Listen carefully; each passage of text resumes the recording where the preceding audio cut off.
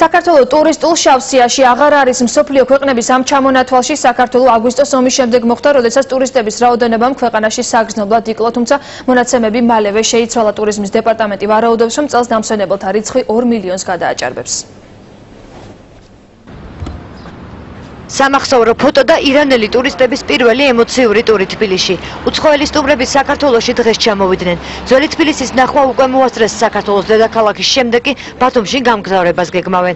ამბობენ, რომ საქართველოში ჩამოსვლა გასულ წელსაც უნდათ, თუმცა თავი შეიკავეს. მიზეზი კი ის ინფორმაცია გახდა, რომელიც ინტერნეტის საშუალებით საქართველოზე მიიღეს.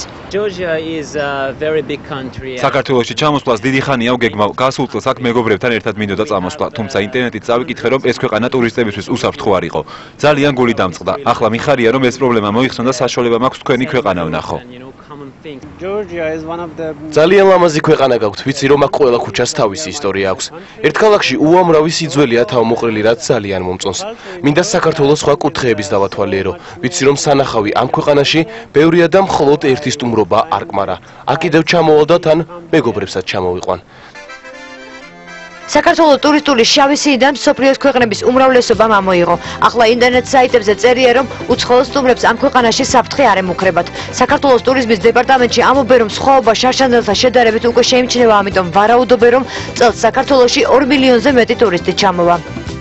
მივახციეთ იმას, რომ ძირითადად დიდ ქვეყნებში ეს ამ სიიდან საქართველოს ამოვიღეთ, მაგალითად ამერიკის შეერთებული შტატები, იაპონია, გერმანია, საფრანგეთი, საქართველოს უკვე სტაბილურ ქვეყნად არის მიჩნეული და რეკომენდირებულია მოგზაურობა საქართველოში. ტურისტულ შავსიაში საქართველოს 2008 წელს აგვისტოს ომის გამო მოხდა. მაშინ უცხოელი სტუმრების რიცხვი თითქმის 70%-ით შემცირდა.